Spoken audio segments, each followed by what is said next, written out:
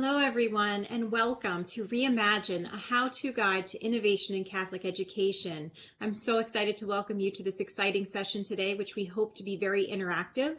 So I invite you to use the chat and participate in the polls as they come up. Today's session is being recorded and it will be available on demand for 30 days after the event. If you'd like to connect with our presenter after the session, you can do so in the People tab to connect with him. It is my pleasure at this time to introduce Michael Roberto. Michael is the Trustee Professor of Management at Bryan University in Smithfield, Rhode Island, and a former Harvard Business School professor. He's an award-winning author of several books, his newest being Unlocking Creativity, which was published in 2019.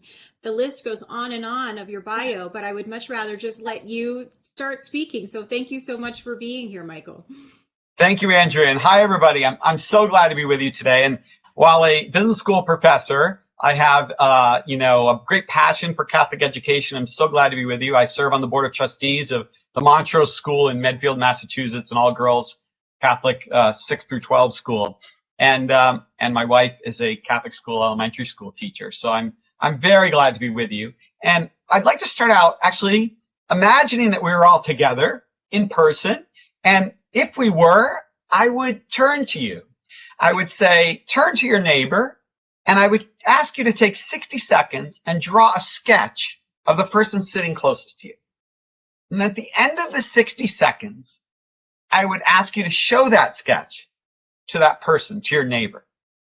Now, when I do this with adults, I want you to think about this. What do you think the reaction is? Go ahead and use the chat and tell me, what do you think the initial reaction is when I ask people to take on this task of sketching their neighbor? And then tell me what you think, what words come out of people's mouths as they turn and share the sketch, right, with their neighbor. What do you think they say? Go ahead and throw it in the chat. Love to hear you predict how you think people react to this task. And then what do you think they say when they show the sketch to their neighbor? You know, I love it. Chris says, I can't draw, right? That's a common one I hear. Absolutely, right? People are horrified, says Jane. There's laughter. There's always a lot of laughter in the room for sure. And people certainly say, I'm not an artist. Oh, and Margie has maybe the most common phrase I hear, which is, I'm so sorry. People apologize. People apologize. Now, what happens when we do the same thing with 10-year-olds? With 10-year-olds, how do you think they react? Go ahead and throw on the chart. How do you think those 10-year-olds react to the very same task? Do they react differently than adults? Right? And by the way, this is an exercise I didn't create, but an exercise that Bob McKim, an innovation and creativity researcher at Stanford, came up with many, many years ago, right? And so what happens, right? The adults, they're horrified. They're apologetic. They can't draw. The 10-year-olds, they're so excited to show people their drawing, right? No matter the quality, right? So something happens to us as we become adults. You know, what happens, right? Picasso once said, we're all creative, right? As kids, and then somehow we sort of draw it out, suck it out of people when they become adults, right? So there is this natural curiosity and creativity, right? And we don't feel inhibited when we're kids. We're much more concerned about the judgment of others, and we're much more concerned about how we appear to others. And this gets in the way sometimes of our creativity and our innovation. And so when it comes to the topic of innovation in our schools and creativity in our schools, we have to think about that. What happens to us as adults? How is that somehow different than the way we were when we were young children? So I'm going to go ahead and share my screen here with you. And what I'd like to do is take you through how we think about creativity and innovation. And I think, one of the things that strikes me is that what do people say about creativity? Whether it's teachers, or whether it's business leaders, or whether it's public sector leaders, what do people say about creativity? They say things like, we want people who think outside the box. We love people who challenge the status quo. Good words. What are they really thinking? They're really thinking, Mike, he's an odd guy. He doesn't seem to fit our culture. Or why is Mary always proposing risky ideas? Or why can't Tom just accept the way we do things around here? In short, what we find when we go out into organizations is that there's a lot of double talk on creativity. There's a lot of leaders in organizations who say they want creativity and innovation. In fact, what they really want is compliance and control. And actually, there's some research showing that this same double talk exists among us in the teaching profession, including college professors like me. We say we want creative students, but we demand a lot of compliance and control. And of course, this is really problematic. So on this topic of innovation, I start from the premise that this is a very challenging thing to innovate. There are many obstacles in our way, including in our own mindsets. And that's really where I want to start. What I've done today is I'd like to talk through really at two levels. One is at the level of your school, and as one of the leaders of your school, or the dedicated faculty of your school, how to think about your school's strategy, right? Because you are competing, right, with other options that parents have, right, for their children. And so how do you think about bringing innovation at the school level? And then toward the back end, I also want to talk about at the instructional level, in the classroom, as a teacher, how do you bring out creativity in students? So how do you become more creative in your strategy as a school? And then how do you instill more creativity at the level of students and instruction, if you will?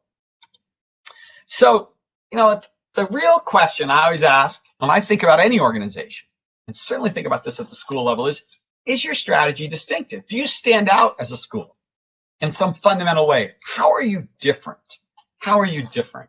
And unfortunately, when we go to the websites of lots of schools, lots of universities, we did this exercise actually at several different universities. I've run through this exercise, and I see this at schools too. If you look at their mission statements, and you put a whole bunch of mission statements up on the wall, and I did this once with our faculty, of us and our competitors, and I said, can you name which school is which? Can you match the mission statement or the vision statement with the school? And the response is, my goodness, it just looks like a bunch of generic words. We don't see any distinction at all. Everybody sort of says the same thing. This is really fundamental. Is your strategy truly distinctive? And I think this is where there are some obstacles that get in the way of really being innovative as a school and standing out from the pack. It's what you really have to do to attract parents and attract kids to your school when they have a lot of options. There's two real mindsets that I think that get in the way, and they make it difficult as we think about innovating. And on the distinctiveness question, I think one of the things is that, in business, we use the term benchmark. But in any organization, certainly in schools, you're looking at what are other schools doing. Of course, we should be looking at what other schools are doing, right? We should be mindful of who the alternatives are for our parents and our kids, and we study them. But what happens when we study and examine others, right? Well, think about this chart. Imagine this chart. You say, we're going to measure or evaluate ourselves on 4 different dimensions of our school. Dimensions A, B, C, and D, right? Whatever those are, we're going to see how we measure up, how we stack up against rival schools, right? And so imagine that we're in red and our competitors, the alternatives for our parents and kids, they're in yellow. Well, how do we typically react to this analysis, right? You say, my goodness, we're red, they're yellow. We are really behind in A. We really have to fix A. What's going on there? And, the other schools, they're looking at it. They're doing the flip side analysis, right? And they're saying, my goodness, we're really behind in C. We got to fix that. Unfortunately, that sort of behavior where you're just studying one another and constantly looking to the other leads us, well, if we kind of improve A and they improve C, ultimately we end up looking more alike, if you will. Instead of really saying, how do we accentuate our advantages? We're constantly saying, where are we weak and how do we catch up? Instead of really thinking about what makes us stand out or be set apart. And in business, we call this strategy convergence, right? We study the competition, and in so doing, we get more and more alike instead of really being distinctive. And really in industry after industry, we see this. And I think we see it in schools a lot too. My favorite story of watching what others do and growing more like them is Hollywood. I did this little analysis for my last book where I found a data set with 40 years worth of data on primetime television in the United States during the era sort of before cable and Netflix and the like. And what you see here as an interesting chart is that we sort of forget this, that in the mid-1960s, there were almost no police dramas on primetime television. The cop show wasn't a thing. And then Hawaii Five-0 is a surprise hit in 1968, and a few other shows that are surprise hits in the police drama category. And so what happens by 1974? Nearly a third of the primetime schedule is police shows, Kojak, Policewoman, Starsky and Hutch, etc., all sorts of them. And the Western goes away, the variety show starts to dwindle. There's a real change that occurs. Massive copycat behavior. And then along comes on CBS on Friday nights a show about a sleazy oil tycoon in Texas and his highly dysfunctional family, Dallas, starring J.R. Ewing. And the primetime soap opera suddenly is appealing. Lots of copycats, Knots Landing, Falcon Crest, Dynasty, Flamingo Road, all these, and the police drama falls off. And then CBS discovers Tom Selleck and, puts him on a Hawaii beach shirtless, running around as a private detective, and the police drama reemerges in the 1980s again. This waves of copycat behavior, and you pick any element you see in Hollywood, they do this. But it's not just Hollywood. And why is this? It turns out, and we study something very closely, there's a psychological phenomenon. It's called fixation. We get so fixated when we study something that we end up, whether we intend to or not, copying them a lot. And so one of the challenges when we think about innovation in our schools is we spend a lot of time looking at what other schools are doing. It doesn't actually always lead to innovation. It leads to a lot of imitation, if you will. So that mindset of benchmarking against others and the tendency to get copycat behavior is one of the first big obstacles to innovation. The second one, I'd like to ask you a poll question before I share the second big obstacle to innovation. So let's go ahead and show you the poll question and ask you to think about your school's approach to launching new ideas and initiatives.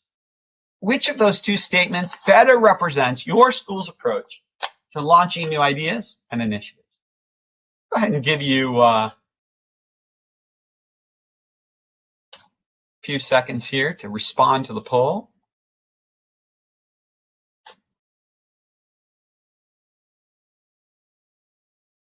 Andrew, I don't know how we're doing, if we're ready to maybe show some results on the poll. We are actually at 50-50 right now. I'm watching the results come in, so. Wow, 50-50. That's interesting. So that's really, really interesting, right? So I asked that because the other big obstacle, besides this tendency to fixate and imitate, is something I call the linear mindset, right? If the benchmarking mindset is one thing that deters innovation, the other mindset I want to share with you is the linear mindset. And what do I mean by the linear mindset? Well, let me tell you a story, right? Let me tell you a story. And it's about a simple design challenge invented by some designers out at IDEO some years ago. And what they did is you may have heard of it, it's called the Marshmallow Challenge, right? You give people 20 strands of spaghetti, you give them some string, you give them some tape, and you give them one marshmallow. You ask them in 18 minutes to build the tallest freestanding structure that they can. Okay? And what they've done over the years is they've run this challenge many, many times, and they've looked at how different kinds of people, different groups of people perform. What do they find? Well, interesting. Recent graduates of business school perform pretty poorly on this test, well below average. Whereas elementary school students perform above average. They do quite well on the Marshmallow Challenge. Why is that? Why is that? Well, let me share with you why that is. It's a really fascinating phenomenon, and it has to do with the problem-solving approach of the adults versus the children. Right? The adults embrace a linear mindset. They analyze the problem. They create a sketch, and they argue over what the best architectural design is. Then they put together the structure, and then with just 30 seconds remaining, they place the marshmallow on top, They underestimate the weight of the marshmallow. They think of a marshmallow as light. They don't have a strong enough structure, and many of their structures collapse. The children adopt a very different approach. They don't take a linear approach. They start playing with the marshmallow in the first few minutes. And as a result, they start experimenting. They try things. They iterate instead of adopting a simple linear approach. But that iteration means they're learning what works and what doesn't, and they get to a structure that actually works much more often than the adults. So we know that the creative process, right, is facilitated through learning by doing, through testing, experimenting, and prototyping, right? Where we build something, we test it, we evaluate how it went, then we adapt, and we iterate and make it better, right? This is fundamental to the creative process, to innovation. But most organizations, right, do better at carefully planning something, rolling out an execution plan, over the course of a year, very slowly, very methodically, very systematically. We're afraid to put something out there before it's perfect. As a result, we don't iterate nearly as quickly or as often as we should. Leonardo was the ultimate at iterating, like constantly tinkering and prototyping and experimenting, yielding these amazing, beautiful, whether paintings or architectural designs, etc. He was the ultimate at learning by doing. We need to do more of that as organizations if we want to innovate. But it goes against sort of, it's not very comfortable to do this. When we run tests like this, when we iterate, we might encounter failure. We're going to hear some negative feedback. We don't tend to like that, right? And we tend to take comfort in a plan, in something very deliberate approach, if you will. The pandemic, in a way, has forced us more to an iterative mindset and away from all that careful planning. I saw this great interview with Corey Berry, the CEO of Best Buy, and she said when the pandemic hit, they closed all the stores and they rolled out curbside pickup to all the stores across the country. And she said, fortunately, we had a plan that we had been working on, and we had a 1-year rollout plan of this. So we just accelerated it. In 48 hours, we put curbside pickup throughout America. And her interviewer said, isn't that interesting? Why you thought it was going to take a year and you did it in 48 hours. And she said, oh, it's because, we had this desire to be perfect. And when we were forced to throw out that desire to be perfect and we were willing to be imperfect and test something out, we really got innovative very quickly. The pandemic forced us to do that in a way. So this is really crucial. So both that linear mindset, right, and that benchmarking mindset are inhibitors to innovation. Well, what can we do at the school level to rethink our strategy? Can I share with you a few creative techniques for thinking more creatively at the school level about your overall strategy and mission? And then I want to talk a little bit about teaching and about what you can do with your students to stimulate their curiosity and creativity. At the school level, I want to give you 4 techniques. Mapping the student or the parent journey. The second is called analogous inspiration. The third is called the devil's advocate. And fourth, a technique called working backwards. Right? These are techniques you can use together with fellow administrators and teachers to think about what you're doing as a school, again, with a desire to be distinctive, right? How do we become more distinctive? Set ourselves apart so we're appealing to more parents and more kids, and we're delivering a high quality education to them. The parent journey, the student journey. In this case, a couple of what are called journey maps here for patients being served in the healthcare community. Design thinkers, when they think about creative problem solving, one of the tools in their toolkit, which I think is really useful, is the journey map. What is the journey map? The journey map is we're trying to understand a patient, a student, a customer, whoever that may be. We're trying to understand their journey through an experience. We're going to map that out. We're going to identify the emotional highs and lows.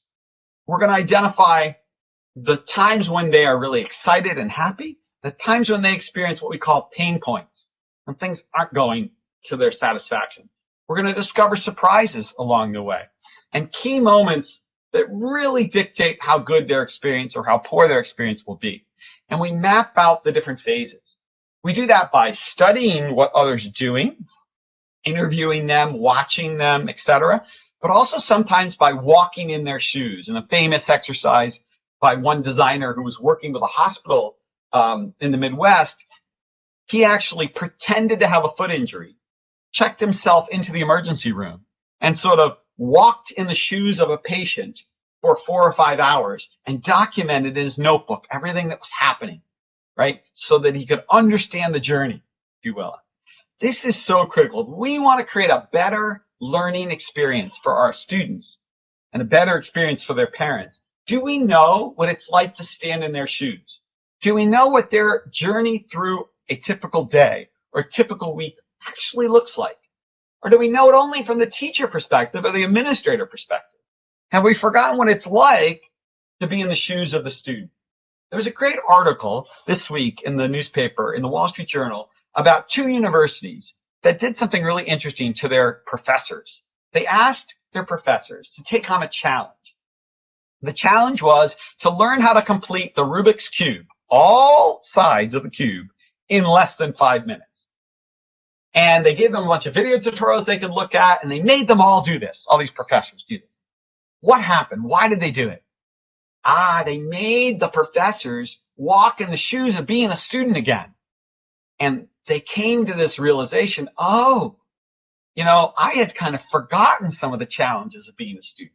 There's a whole lot of things we could do to make the learning experience better.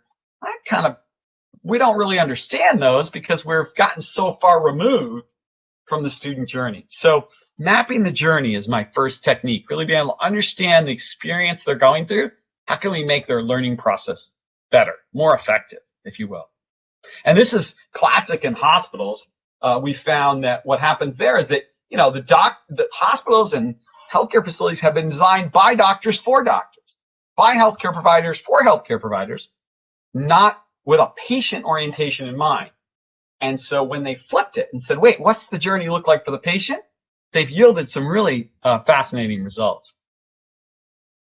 The second technique I want to share with you is analogous inspiration. What this says is sometimes we can actually learn the most by not studying other schools, people doing exactly what we're doing, but by looking outside of our field to people doing something very different from what we're doing and ask ourselves, what could we learn from that? How might we be inspired by something they're doing? We're not going to copy what they're doing. They do something really different, but we're going to take inspiration from that. So you hear this in many different ways. One of my favorite stories of this is these doctors in the UK at a pediatric hospital, children's hospital in the UK, and they were faced with a struggle. And their struggle was the following, a struggle many hospitals around the country and around the world have faced. And this struggle is that many medical accidents, many medical errors can be traced to what we call fumbled handoffs. What's a handoff? A handoff is when a patient is transferred from, say, one clinician to another, one department to another, right? One care team or another, from the OR to recovery, from post-op recovery to their room, from their room discharged to go home. These handoffs, or day shift to night shift, right? So what these doctors were doing one day at this UK hospital is they were watching television during a break, and they were watching this Formula One auto race. And it struck them that the auto crews, the pit crews in the race, well, they were engineering very fast handoffs under stress and time pressure. And they seemed to be doing it flawlessly. They said, wonder if we could learn anything from them. Seems a stretch, right? But they reached out to the team. They invited the team to come at the hospital and look at what they did. And they went to the track and looked what they did. They didn't copy anything directly, but they were inspired by a few things they saw. And one of them was what they call in auto racing the lollipop man or woman, a person who holds a sign and sort of is the director of the transition that occurs when the car rolls into the pit. And they realized, we don't want to have someone standing with a sign in the OR or in the ER, but do we need better coordination? Do we even have a coordinator who leads us through a handoff in the hospital? We don't really. It's often very chaotic, it turns out, in many hospitals. And so they began to think about some of the systematic nature of what auto racing crews were doing. Checklists, procedures, coordination that frankly, they didn't have at their hospital. So they didn't mimic it exactly, but they took inspiration and it yielded some really big insights. So powerful for you to think about. I encourage you to think about who could you learn from outside of, right, just other schools. Often that's where the most innovative ideas come from. And, there's a lot of studies that show that when we think outside of what we normally do, we actually get inspired in many, many ways because of the novelty of what we see and getting outside of that. So powerful. Let me go back to sharing my screen here with you. And I'd like to continue talking about a few other techniques that we can use at the school level, which are really, really powerful. All right. So if mapping the journey is key, and if seeking analogous inspiration is really key, right? A third thing we can do is really cultivate constructive devil's advocates in our organization. People are willing to question the status quo, challenge the conventional wisdom. Here we have a quote from Kevin Lofton, longtime and just recently retired CEO of Catholic Health Initiatives, a Denver-based healthcare system. Lofton spent 2 decades leading the system very successfully and really embraced this idea of the devil's advocate in his team. But you have to do this well. The devil's advocate can spur some really breakthrough thinking, right, in your organization. Having people play this role, being willing to challenge, but you got to do it constructively. You don't want a naysayer who will tell you all the reasons new ideas won't work. You want someone who constructively can help you think about how to sharpen your ideas, right? And so, but think carefully, who plays the role? You don't want to have the same person always be your devil's advocate. If Sally or Tim are always the contrarian, when you have your meetings, well, pretty soon they become a broken record and people stop listening. So you want to think carefully about who do you want to be that person who stirs the pot a little bit, helps the group think differently. Make sure it's someone who's, not having their own agenda or vested interest, if you will, and making sure it's different people over time. You also want to think about when you want someone to be playing the devil's advocate. This is really important. You don't want to unleash the devil's advocate in the early stages of a brainstorming session where you might be talking about some new initiative at the school, right? You want to, in fact, defer judgment. Hold off. Why? Well, it's very important because if I approach and put forward a new idea and immediately people begin to critique it, not only am I going to get defensive, but what's going to happen to other people in the room who might have original ideas, but ones that seem a little out there, and maybe they're a little reticent to put them forward. They're going to get a lot more reticent to put them forward if my idea has been attacked so quickly and so early. So in really good brainstorming sessions, we defer judgment. We hold off on critique. We generate a bunch of options. The best way to get a great idea, said Linus Pauling, is to have a lot of ideas. You might think about it as the improv comedy approach. We call it yes and, where we always add to others' ideas. We avoid saying, yeah, but that won't work here because we tried it before. We don't have the money. Senior management will never go for it. We avoid the yeah, buts. We focus on the positive, accept others' ideas, build on them, generate a diverse array of options first, then we can unleash devil's advocate and critique. And then the third thing is how people play the devil's advocate. You want to cultivate people who are asking questions, not pounding the table and stating their point of view. Not people who are telling you why it won't work, but people are asking, how might that work? And how would that work? And helping the group reframe problems and generate new options. So the devil's advocate is our third technique, but you have to practice it with care. It can really help spark some great conversations as you think about moving your school forward. By the way, you might wonder where this idea of the devil's advocate comes from. If you don't know, it actually comes from the Catholic Church. In fact, Pope Sixtus V, centuries ago, instituted the devil's advocate as part of the canonization process. The devil's lawyer, someone to argue the case against a nominee for sainthood. And only if you overcame the objections of the devil's advocate, essentially, were you able to get someone canonized. The devil's advocate goes back centuries ago and is a very kind of confrontational approach the way it was done back then. I want you to think of it in a more constructive way about helping you get to getting things done, not just obstructing. And I think it can really help you if you do it that way.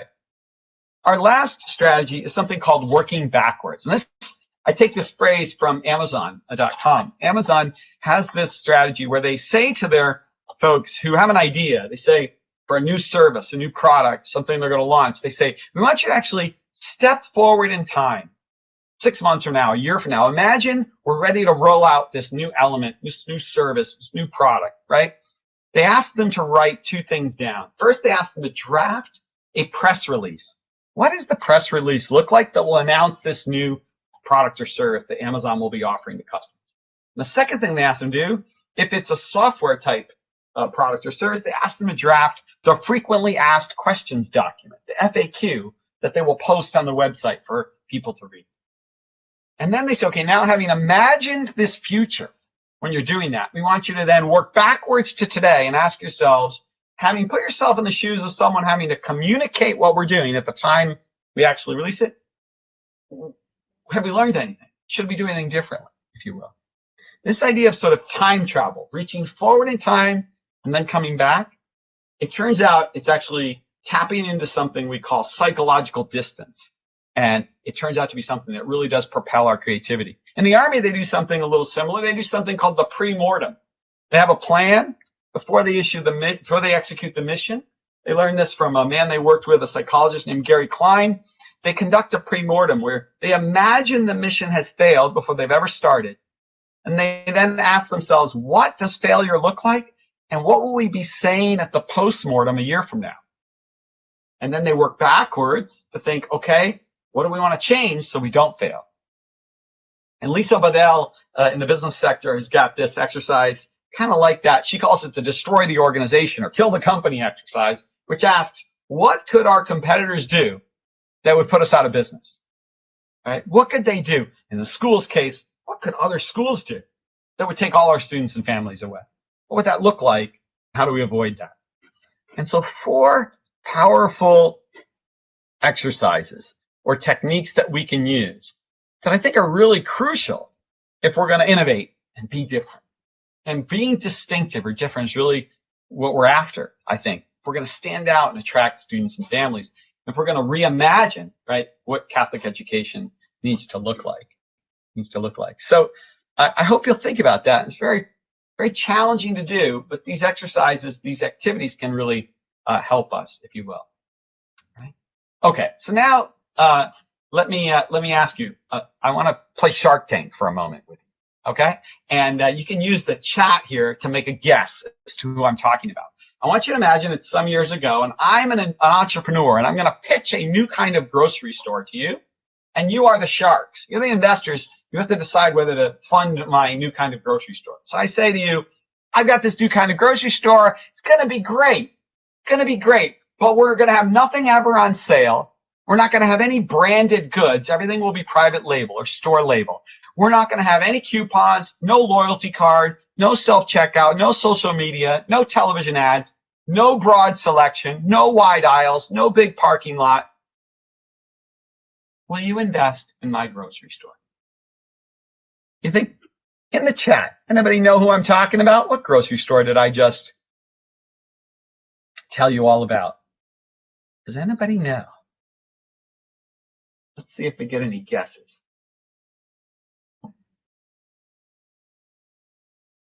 Does anybody have a guess as to what grocery store I just described?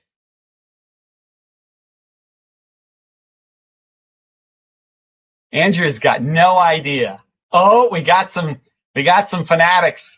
Trader Joe's, Catherine and Deanna, Elise, a whole bunch of people guessing Trader Joe's. Indeed, Trader Joe's.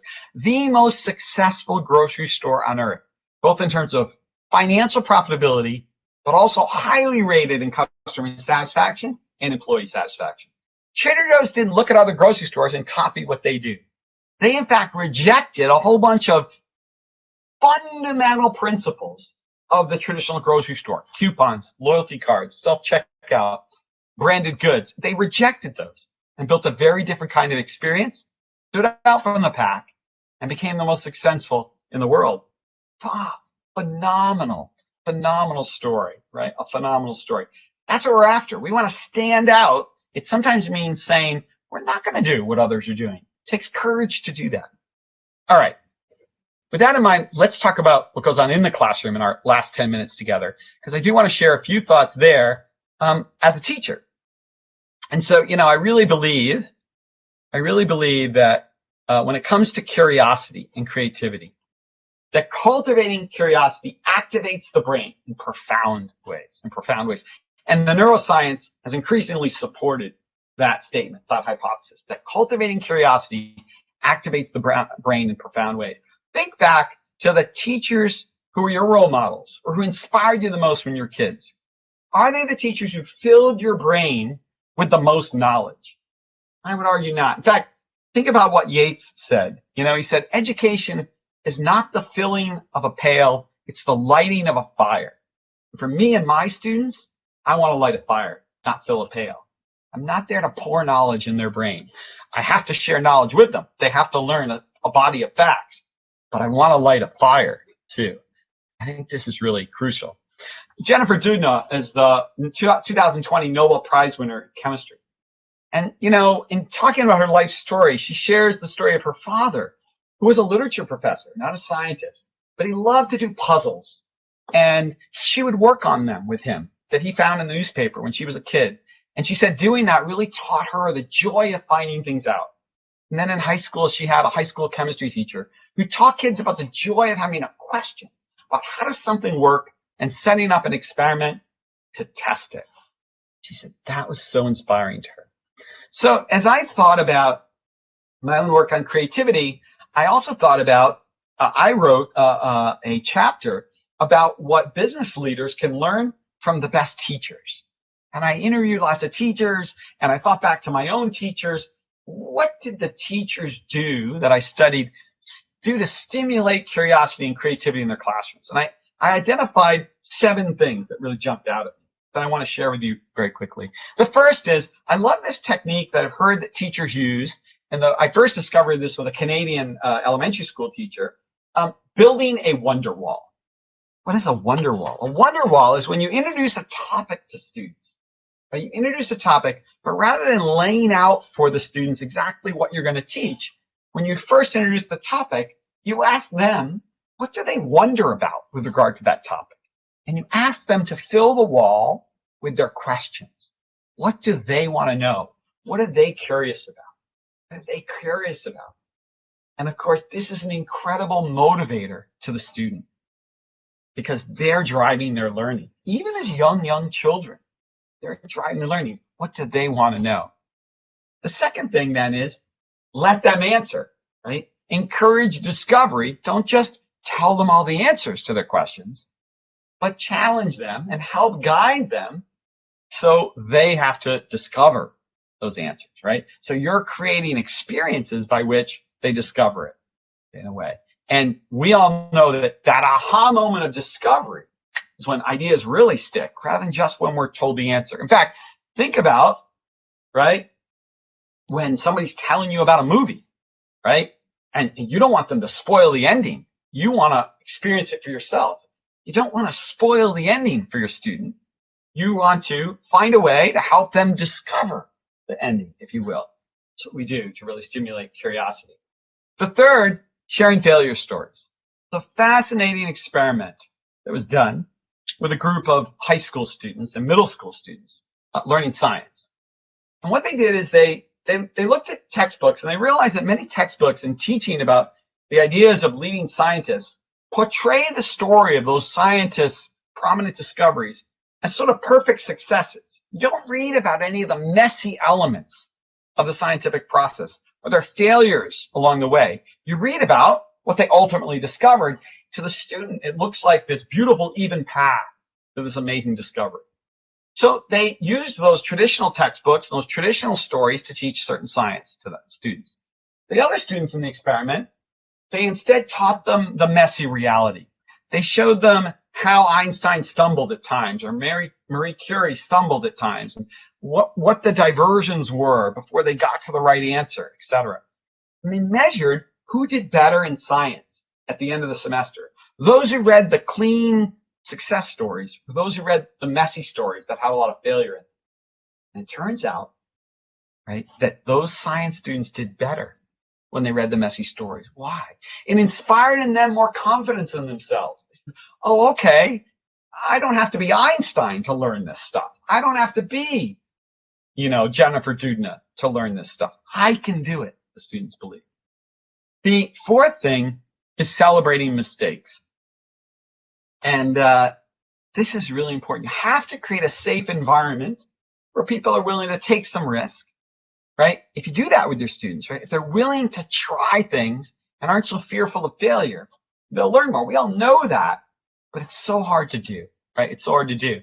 And, the founder of Build-A-Bear, which is a kid's, stuffed animal company, the founder there, she has this great story she tells about this award she created at Build-A-Bear for her employees. She called it the Red Pencil Award. And it was for an employee who tried something new, something hard, a good new idea they thought. And they failed. It didn't work out, but they learned something from it. And then they created something better based on learning that. Someone who made a mistake, learned from their mistake, and created something better. She gave them the Red Pencil Award. Where'd she get that from? She got it from a first grade teacher named Mrs. Grace that she had, who gave out a Red Pencil Award to the student courageous enough to try the hardest problem in class and maybe stumbled because they did, but who worked through it and took help from their peers and from their teacher and ultimately learned it. Those courageous students she rewarded, and she gave them Red Pencil Award. And so very powerful. The fifth one I want to give you is empathizing genuinely. Teddy Roosevelt once said, they'll only care about what you know if they know that you care. They'll only care about what you know if they know that you care. So being able to show you care, and the research shows that if you make a deliberate effort to really get to know your students and let them in a little bit beyond who you are in the classroom, right? That connection you create, there's nothing more you could do that could help motivate them as learners, it turns out. If you can somehow help them, right? And if you can empathize with them in a fundamental way. We all kind of know that, but sometimes in the process of trying to cover all the material and race through the curriculum, we forget how important those connections can be. And so for me, one of the things I do at the very beginning of the semester is I organize these small group gatherings with my students. I tell them, we can't talk about the course. We can do everything but talk about the course. I just want to get to know you and let you get to know me. And it's so important to be able to do that. Sixth thing, making them believe. It turns out, yes, we have to set high expectations, but we have to help them believe they can achieve it. There's a great experiment that was done with students where some of them were all asked to write essays. Some of the teachers just gave feedback on the essay, as you normally would. Others, they said, I really believe in you and think you can do much better, and here's some feedback to help you get there. That's it. Just a simple sentence. They didn't talk to the student anymore and any differently. They just added that one sentence about believing in them before the rest of the feedback was written. The students were given the option of whether they wanted to do additional revisions before being graded on their essay. Those who were told, I believe in you, were more likely to revise their essay rather than just accept the first grade, and ultimately wrote much stronger essays as judged by outsiders. And lastly, introducing novelty. One of the worst things we can do for creativity and curiosity is get so embedded in routines with our students, right, that it feels like same old every day. Novelty stirs the brain. That's what neuroscience shows us. So what are we doing to take the same material and approach it differently on different days? And giving the students a sense of novelty, of something new. How are we approaching it? I had a teacher in elementary school. Her name was Mrs. Marois, Kathy Marois. And she's a remarkable teacher. What I remember most was the amazingly novel experiences she brought to us each day, right? They stirred the brain. I'll close with you with a quote from Satya Nadella, the CEO of Microsoft, who fell in love with the book we all are aware of, the great book by Carol Dweck on growth mindset. But Nadella sort of rephrases this a little bit in a way that I think is really great. He says what he learned from that book is that, in business, as he looks around, there's two different kinds of people and two different kinds of organizations, the learn-it-alls and the know-it-alls. And he said the learn-it-alls do, of course, much better than the know-it-alls, right? And so this ability to learn to be a sponge, not just, as he says, from other software companies, but from anybody. That really what made Microsoft successful in his transformation there is this willingness to go out and learn from anyone and everyone. And so the learn-it-all approach rather than the know-it-all approach. And sometimes that means going outside of what we do every day and thinking beyond just what we do in our school and what other schools around us do, and saying, wait, what do people do outside of education, outside of it? In healthcare, they've learned tremendous lessons from aviation, from Toyota, from the military, that have helped them take medical accidents down substantially in the last 20 years. In the UK, in Australia, the United States, a number of countries reporting big declines in medical accidents, still a problem, but big declines, in part because they opened up to ideas from outside and helped them apply. They thought creatively, innovatively about what they were doing. That's my hope for all of you in reimagining Catholic education and really inspiring children to think creatively, to learn more. I just leave you again with that Yeats quote, which I love. Education is not the filling of a pail, but the lighting of a fire. That's what we want to imagine in our schools. Hey, thank you very much, everybody. I appreciate your engagement. I love some of the chats that came in. I wish I could spend more time with you, but I really do appreciate it. It's been an honor to be able to spend a little time with you. And I wish you the best of luck as you work to reimagine Catholic education and improve that education for so many parents and families who need it so desperately, God bless you. Thank you, Michael. Thanks, Andrea.